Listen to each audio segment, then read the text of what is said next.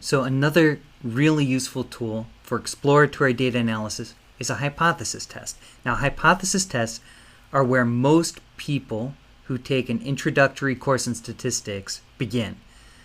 Problem is, hypothesis tests can be really technical, they can feel very arbitrary, and they do a lot, in my opinion, to turn people off from studying statistics. But I think it helps a lot to understand what these things are trying to do. And then they are ways to measure something very subtle in exploratory data analysis, and that is the strength of evidence that we have about a relationship. So here's how hypothesis tests work, and I have this analogy. Suppose that I'm in New York City, I'm in Times Square, I grab a soapbox, and I hop up on the soapbox, and I have a megaphone, and I yell, "Cats are just small dogs." Now, that's an insane thing to say, but I want you to suppose for a moment that it's actually true, that cats are just small dogs. Just take a moment and think to yourself, okay, cats are small dogs. They're dogs, but they're small. Now ask yourself, how compatible is the real world with the assertion that cats are just small dogs? But let's really think this through. So we're assuming cats are just small dogs, right? Now we're going to go out into the world and make some observations.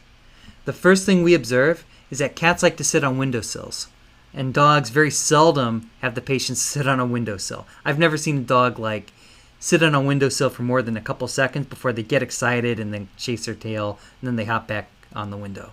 Okay, if cats are small dogs, then cats are very unusual dogs in this respect. Okay? Second, dogs like to fetch, and they respond when we call them by name. And I've never seen a cat fetch, although I've seen YouTube videos of cats fetching. And I've never seen a cat respond to its name, right? You can call a cat by its name, it just doesn't care. So in that way, again, if cats are small dogs, cats are very, very unusual dogs. Okay, so we made this assertion. We believe cats are just small dogs, but then we go out and we observe this. There are two possibilities and only two possibilities.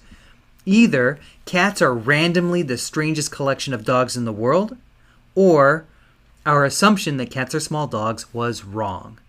Okay?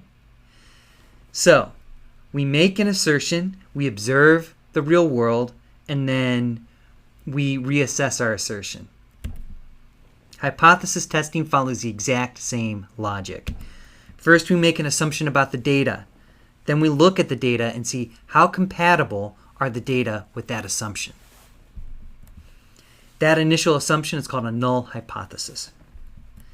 Now, based on what we see in the data, we're going to conclude either that the null hypothesis is wrong, or that we can't conclude that it's wrong because we don't have enough evidence to do so. We'll never conclude that the null hypothesis is actually true.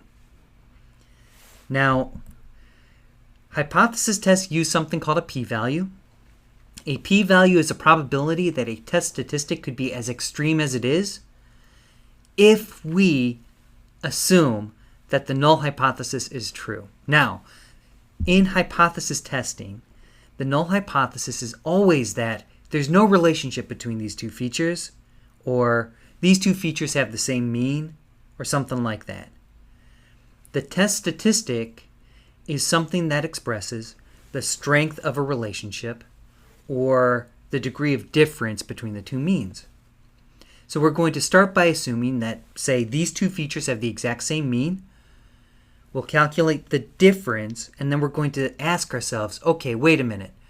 How likely is it that randomly, if these two features in the population have the same mean, that randomly they could have had a difference in their means as big as we see in the data? And then we're going to draw a conclusion about our null hypothesis. If that probability is really, really low, right? Like if there's a low probability that a sample could have looked like our sample, then one of two things must be true. Either we have a really extraordinary and unlikely sample, or our null hypothesis was wrong. if the null hypothesis is wrong, we reject it. And so that's when we say we reject the null. And that's when we say we have sufficient evidence of a relationship. If the null was that there's no relationship and we reject it, there's some kind of relationship there. If the null was equal means and we reject it, then we can conclude there are different means. So when do we cut that off? Like, how low does a probability need to go before we start to reject? There are some common standards. Very commonly, you'll see p less than 0.05. That's really common in most fields. You could get more conservative. You need more evidence to draw a conclusion about the null hypothesis. So we could say p is less than 0.01. We can go even lower than that for big data. Or we could use a less conservative standard, maybe, depending on the situation. So p less than 0.1. When that p-value is less than the threshold, then we say we have a significant result. We reject the null hypothesis, so we say that there is a statistically significant relationship. Okay? Now, it's important to choose a standard, whether it's 0.05 or 0.01 or 0.1, and just stick with it and not bend it to different standards, because otherwise it would be dishonest.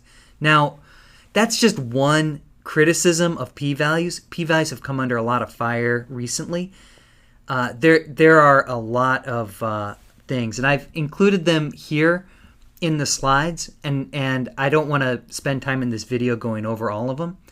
I talk about these issues in the notebook, and they're here in the slides, so I encourage you to look through them.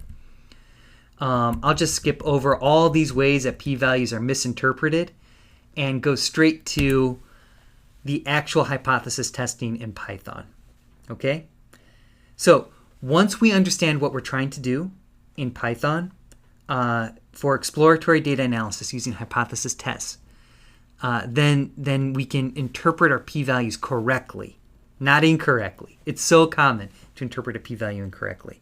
Anyway, the first hypothesis test we might want is a comparison of means test.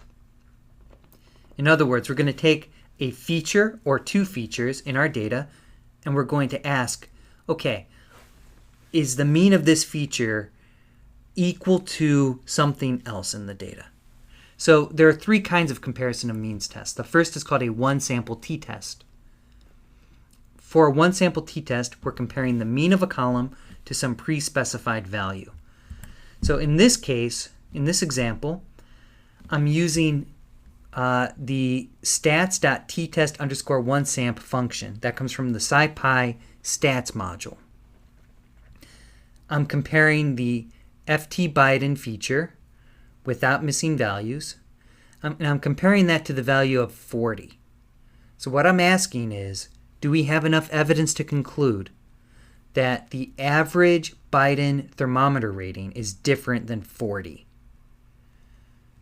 Okay, so I run this test, I display it, and it gives me a p-value right here of 0.000334. Okay, so that p-value is specifically the probability that the sample could have a mean of at least that's a typo. Could have a mean of at least 3.59 units away from 40. If we assume that the true mean in the population is 40. Okay? So that second part is very important. We assume that the cats are small dogs, right? We assume that the true mean is 40. Now, under that assumption, what's a probability we could have gotten an average value for Biden that was 3.5 units away from 40? And the probability of that is very, very small. It's less than 0.001. So the p-value 0.003, quite a bit smaller than 0.05. So we say that the mean thermometer rating for Biden is statistically significantly different from 40. Okay, the next comparison of means test is called an independent samples t-test. That's when we want to compare the mean of a single column across two groups in that column. So in this example, I'm comparing the thermometer rating for Biden for men to the thermometer rating of Biden for women. Okay? So the first thing I'm going to do is I'm going to create two series. One series is the FT Biden column, but just for the men, which I'm extracting with query, and then dropping the missing values. And then I do the same thing for women. The function to run an independent samples t-test is scipy stats.ttest_ind. I give it the two series, and then I specify equal variance false. There's a version of this test when the two series are assumed to have equal variance. I don't want to make that assumption here. The difference here is -4. So in other words, the average for men minus the average for women is -4.7. So women approve of Biden more than men do. The p-value is very, very small. And so that p-value, 0.000, etc., 2, is a probability that under the assumption that men and women have equal approval for Biden, that we could have drawn a sample with this degree of a difference. Because that p-value is very, very small, we reject the null hypothesis that men and women are equal in their approval of Biden, and we conclude that there's a difference. That's all we do. We don't go overboard with it. Third comparison of means test is called a paired t-test. So to compare the means of two different columns, we'll use a paired t-test. And so in this case, we can compare the Trump and Biden thermometers, and the function is stats.test_rel. Okay? So I'm going to subset the data for Trump and Biden and remove the missing values from that subset.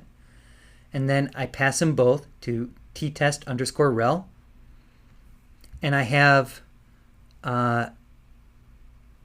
a test statistic and a p-value. Now that p-value is about 0.1. It's a probability that a sample could have a difference of means of 1.7 or greater in either direction. If the truth is, and again, assume that cats are small dogs, if the truth is that the columns have the same mean in the population, right? So assuming that, what's a probability we could have had a random oddball sample? In this case, it's about 0.1. Now, 0.1 is bigger than the threshold we've been using of 0.05. So because it's bigger than 0.05, we fail to reject the null hypothesis that the two candidates have the same average. But that's not the same thing as concluding that they're equal. We're not going to conclude that the null hypothesis is true. We just can't reject the null that they're equal. So we can't conclude that they're different based on the evidence in the data right now. Okay, we can also do a test of multiple comparisons. So in this case, we have a column with continuous values. And we're trying to compare the mean of that column across more than two groups in the data. So not just men and women, but more than two groups. For that, we can use an analysis of variance, ANOVA test, with an F-test statistic. Okay? So in this case, the null hypothesis is that all the groups have the same mean. And that means that if there's even one group with a different enough mean, then the null will be rejected. And so here, I'm testing whether there are different average ages for Democrats, Republicans, and Independents. So the null hypothesis is that the average age of a Democrat is equal to the average age of an Independent, which is equal to the average age of a Republican. So I calculate an F-test statistic, which is 52. It gives me a p-value that is extremely close to 0. P-value is very small, so we reject the null hypothesis that the three groups have the same average age. Now, it doesn't tell us which group has a older or younger age than the others. For that, we have to do a conditional means table. But this tells us about the strength of evidence of a conclusion that there is a difference. Okay, now we have tests of association. A test of association is used on a crosstab, so we can see the relationship between two categorical features and test it to see if it is significantly different from random, right? So what we can do, this is our crosstab with the row percents that we had in the previous video. On the rows, we have levels of support for the universal basic income. In the columns, we have liberal, moderate, or conservative. And we want to see, does ideology have something to do with support for universal basic income? It looks very clearly like it does, right? As far as opposition goes, we've got it stacked a great deal towards conservative. For favor, it's skewed towards liberal. So this is pretty clear. I'm not sure we even need a hypothesis test to tell us that this is real, but let's do one anyway. The null hypothesis here is that the row percents will be equal on every single row, right? So if we see 5, 22, 72 here, we should see 5, 22, 72 for all of them. That's the null hypothesis, that they're all going to be equal. To test this null hypothesis, we're going to run a chi-square test of association. To do that, first we take the basic crosstab, no row percents or anything, we just take the basic crosstab, and we set it equal to its own Python variable, and then we pass that, we extract the values from that with the values attribute, and we pass it to the scipy function stats.chi-square contingency. The output gives us a chi-square test statistic, and then the p-value. This p-value is extremely close to 0. So because it's extremely close to 0, we reject the null hypothesis that the row percents would be equal on every row, or that the column percents would be equal on every column. That leads us to conclude that the two features are not independent, that there is some relationship between ideology and support for the universal basic income. Okay, and the last hypothesis test is just a correlation with the p-value. So we might want to test, when we do a correlation, whether we can conclude that that correlation is different from 0. If it's different from 0, that would let us draw the conclusion that two features are correlated to at least some non-zero extent. And so here, I've got the Trump and Biden correlations, and instead of passing the core method like I did before, I'm going to pass a different function from scipy stats.pearsonr. I'm going to give it the two different correlations after removing the missing values. It gives me the correlation that we saw before and a p-value. That p-value is essentially 0, and so that allows me to reject the null hypothesis that the Trump and Biden thermometers are independent with the 0 correlation. Okay, so those are all the different hypothesis tests. One thing I didn't have time to cover in these videos are measurement models. Please read the notebook carefully. Measurement models allow us to measure a latent concept that underlies the data, and we can plot it, and we can use it to draw conclusions about the observed features we have. Measurement models are extremely cool. Please check it out. Otherwise, I wish you the best of luck, and I will see you in the next module.